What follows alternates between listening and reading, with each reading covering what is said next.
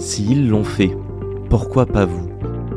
Salut à toutes et tous, c'est Yacine Scali et bienvenue dans la tête d'un CEO, le podcast qui vous inspire à entreprendre. Depuis 5 ans, je vous propose de faire un petit tour dans la tête de un ou une entrepreneur chaque semaine pour justement s'inspirer de leur état d'esprit et de leur parcours. Mon objectif, il est hyper simple, c'est voir un maximum de personnes se lancer, entreprendre et miser sur elles. On sort une interview tous les lundis, donc n'hésitez pas à vous abonner dès maintenant. Et pour nous soutenir, ça vous prend 30 petites secondes. Je vous demande de nous laisser une note et un commentaire sur les plateformes d'écoute de votre choix. Encore une fois, un grand merci de nous écouter et n'oubliez pas, s'ils l'ont fait, pourquoi pas vous? Bonne écoute à toutes et tous. Very clear, j'ai envie de prendre 10 steps de recul. Ouais. Pourquoi t'entreprends, mec? Bah, moi, c'est une histoire de famille. Est-ce que t'es un peu fou ou pas? Non, je pense que j'ai vraiment la tête sur les épaules pour le coup. Contrairement à mon avis à pas mal d'entrepreneurs. Okay. Mais j'ai la tête sur les épaules. J'entreprends pas de façon coup de tête. Je le fais en essayant d'être le plus responsable possible.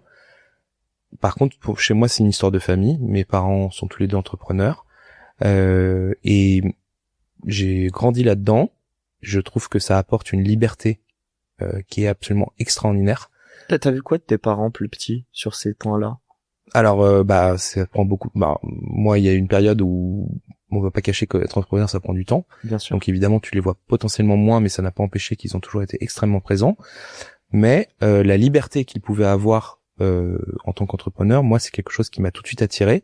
Et j'aime cette phase de création où t'as l'idée et il faut la sortir en une période de temps donnée. Ça, c'est vraiment ce qui m'excite le plus en tant qu'entrepreneur. Je sais que on va se mettre dans la tête du Alex Petit, mais c'est quoi la liberté que toi tu vois de tes parents? Parce que, dis-moi si je me trompe, je suis sûr qu'ils papotaient pas mal de boulot, même le samedi et le dimanche, le soir, non? Ça, c'est sûr, mais d'autant plus qu'ils faisaient le même métier. Donc, ils bossaient dans la même pas boîte ensemble, mais ils faisaient le même métier. Donc, c'était compétiteur? Ouais, on peut dire ça comme ça. Tellement drôle. Et à des échelles un peu différentes. On va parler de ta femme après, attention. Mais en gros, la liberté, c'est la liberté de pouvoir se dire, attends, j'ai envie d'aller chercher mon fils à l'école, maintenant j'y vais, ou j'ai envie de partir en vacances demain, j'y vais. Et en fait, pour moi, c'est ça la vraie liberté, c'est de pouvoir être décisionnaire de son emploi du temps et de pouvoir l'aménager de la façon dont on souhaite. Et ça, c'est pas toujours possible quand t'es pas entrepreneur. Est-ce que ce truc-là, t'as vu dans la société, donc à l'école, chez tes copains, des choses qui te disaient que ce que tes parents font, c'est normal en fait, que tout le monde peut penser comme ça aussi, que tout le monde peut être entrepreneur? Ouais. Oui, moi j'ai toujours pensé que tout le monde pouvait être entrepreneur dans une limite, et ça, je pense que ça serait se mentir de dire le contraire.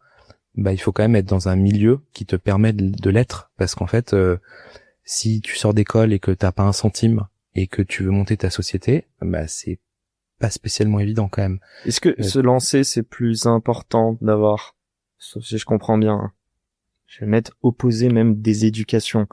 Est-ce que sortir d'une famille d'entrepreneurs alors que tu n'as pas fait de grandes études t'amènera plus facilement à entreprendre, ou est-ce que sortir d'une famille de personnes qui sont des cadres, qui ont fait une grande carrière, de faire HEC, la meilleure école de commerce de France, pour entreprendre derrière, sachant que t'as facilement un petit prêt à 40K remboursé? Ouais, bien sûr. Qu'est-ce qui amène plus? Franchement, je pense que moi, autour de moi, j'ai les deux cas. Donc, j'ai côtoyé des gens qui étaient dans les deux situations, mais je pense que c'est aussi une envie d'accomplir ce qu'on a réellement envie de faire dans la vie. Et moi, ce que j'avais réellement envie de faire, c'était de travailler pour moi et de construire quelque chose de A à Z. C'était vraiment l'idée de se dire, j'ai une idée et je vais faire en sorte qu'elle soit utilisée par d'autres personnes et que j'apporte un plus à la société. Ça, c'est vraiment quelque chose qui m'intéressait. Et je pense que c'est une vocation, entre guillemets, d'entrepreneur. Toute personne d'où elle vienne, si elle a une vocation et qu'elle a envie de créer, devient entrepreneur. Est-ce qu'en France, on bosse avec des vocations pour la majeure partie ou pas forcément? Je pense que t'as quand même une bonne partie des gens qui bossent pour l'alimentaire, en faisant des choses qu'ils n'aiment pas forcément faire. Je vais aller plus loin. T'es papa? Ouais. On va pas trahir ton âge. T'es un peu plus âgé que moi. Non, mais en vrai, tu rencontres des gens de ton âge et tu vois en fait que ils savent pas exactement ce qu'ils veulent faire de ce monde. C'est-à-dire que toi, tu disais presque, t'as pas dit je me connaissais, mais pour moi, il faut apprendre à se connaître pour ensuite comprendre ce que tu veux faire dans ce monde. Est-ce que t'en vois qui, j'allais encore donner un âge, mais faut pas que je donne d'âge, mais un peu plus âgés, donner l'âge, moi. qui sont encore, non, mais parce que je pense que ça peut arriver à 25 ans et je pense qu'il y en a à 60, ils se découvrent. Donc, est-ce que tu vois ce truc? Et surtout, si on se projette un peu plus, bon, tu vas pas donner des conseils à tes amis, mais à tes enfants. Qu'est-ce que tu ferais pour que eux arrivent à se découvrir réellement? Alors pour mes enfants, c'est très simple. Je donnerais le même conseil que celui que mes parents m'ont donné. C'est fais ce qui te donnera envie de te lever le matin. En réalité, tu vois. Moi aujourd'hui, me lever le matin pour développer cette société, ça me plaît. Je suis vraiment content de le faire. Si un jour je me lève en me disant j'en ai ras le bol, je passerai tout de suite à autre chose. Il faut se lever pour faire des choses qu'on aime, sinon on se lève pas, quoi. Qu'est-ce qui te plaît quand tu te lèves dans ça? C'est quoi? C'est la mission? C'est le fait de bosser avec des gens? Alors déjà, c'est un défi personnel. Chaque année, on essaye de développer la société pour qu'elle aille encore plus loin que l'année d'avant. Donc, il y a un côté métrique qui m'intéresse tous les jours. C'est toi la métrique? C'est le chiffre d'affaires. C'est le chiffre d'affaires. Tous les jours, c'est la métrique que je regarde. Totalement lié à l'impact que tu as directement au final. Ah bah totalement. Plus on recouvre, plus on fait le chiffre d'affaires. Donc c'est ma plus grosse métrique que je regarde tous les jours. Le nombre de nouveaux clients, le nombre de dossiers qu'on nous confie.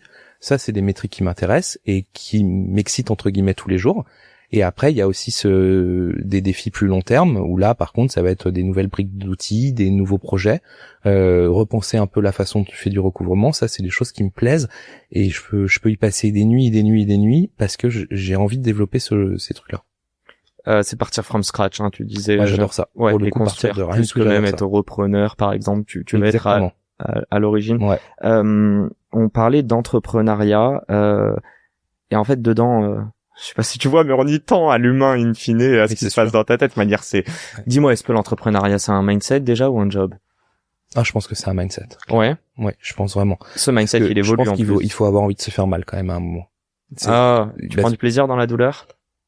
Bah ouais, je pense que dans l'effort, en tout cas, je prends du plaisir dans l'effort. Je vais te mettre une patate après et on verra avec mes petits bras, t'inquiète. Non, je prends beaucoup de plaisir dans l'effort et dans l'accomplissement d'un défi que tu peux te donner, tu vois. Ça, je pense que c'est vraiment un des plus quand t'es entrepreneur, c'est d'arriver à avoir cette satisfaction de se dire j'ai fait ce que j'avais ambitionné de faire et j'y suis arrivé, tu vois. Bah là, je veux parler de ça, je veux parler de deux choses, évidemment de l'humain, de la résilience, mais aussi de la solitude.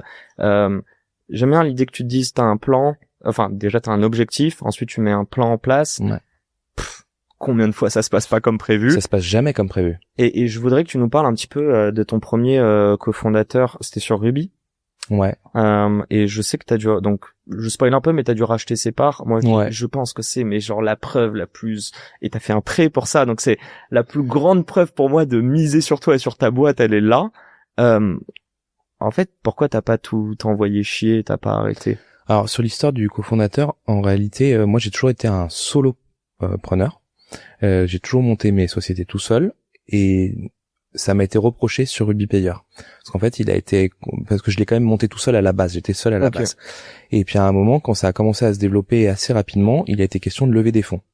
Et en fait, le fait d'être solopreneur, c'était une barrière énorme pour lever des fonds. Attends, tu t'es associé pour faire plaisir à des invests? Je pense que oui. Je pense qu'au final, c'était peut-être ça qui s'est passé. C'est-à-dire que j'avais une pression inconsciente de me dire, mais attends, si je suis tout seul, je vais jamais réussir à lever des fonds. Et puis même, il faut avoir des contradicteurs dans sa société, ça fait avancer et tout. C'est pas faux en vrai. C'est totalement vrai. Ça dépend des personnalités. Ça dépend aussi de ta personnalité, en fait, tu vois. Et donc, je m'étais mis dans ce mindset-là, à trouver quelqu'un. Et au final, la personne que j'ai trouvée, je l'ai peut-être choisi entre guillemets parce qu'il fait que je choisisse quelqu'un. Ah bah, sous contrainte quoi. Ouais. Et donc du coup naturellement ça s'est pas bien passé. Tu l'as choisi en combien de temps et au bout de combien de temps t'as réalisé que ça se passait mal? Je l'ai choisi je pense que c'était entre 3 et 4 mois, ça s'est fait assez rapidement. Okay, et ça s'est mal passé au bout de 6 mois. Donc c'était très rapide aussi. T'aurais pu amorcer avant ou pas? Ou il y avait des red flags que t'as pas voulu voir? Je pense qu'il y avait des red flags que j'ai pas voulu voir. Est-ce que c'est la même analogie de voir ton client qui te répond moyennement, qui te met plein de process pour te payer? Je pense que ouais, il y a des trucs. Parce qu'il fallait que j'ai quelqu'un et parce que dire qu'on était deux, c'était mieux que dire que j'étais seul. Et ça, c'est une idée sur laquelle je me bats toujours parce que je pense que ça n'a rien à voir. Je pense que t'as des équipes de 10 cofondateurs qui sont ultra performantes et t'as aussi des solopreneurs qui sont ultra performants, tu vois. Comment tu fais à ce moment-là quand tu t'es dit j'ai pris une décision? En fait, pour pas t'auto-flageller, pour pas te dire ok je vis parce que émotionnellement ça doit être dur, mais surtout je repars avec de l'énergie, je repars en me disant je crois, on parle de résilience mais au bout d'un moment il y a aussi de l'entêtement, donc ouais, Ça, c'est un truc que j'avais appris justement avec ma précédente société, c'était à savoir dire à un moment stop. C'est la fin de cet épisode. S'il vous a plu, prenez 30 secondes pour nous laisser un commentaire et une note sur la plateforme d'écoute de votre choix. On a encore des dizaines d'épisodes en stock, donc je vous laisse fouiller. Et d'ici là, n'oubliez pas, s'ils l'ont fait, pourquoi pas vous ? Encore une fois, un grand merci de nous avoir écoutés et à très vite pour un nouvel épisode. Ciao.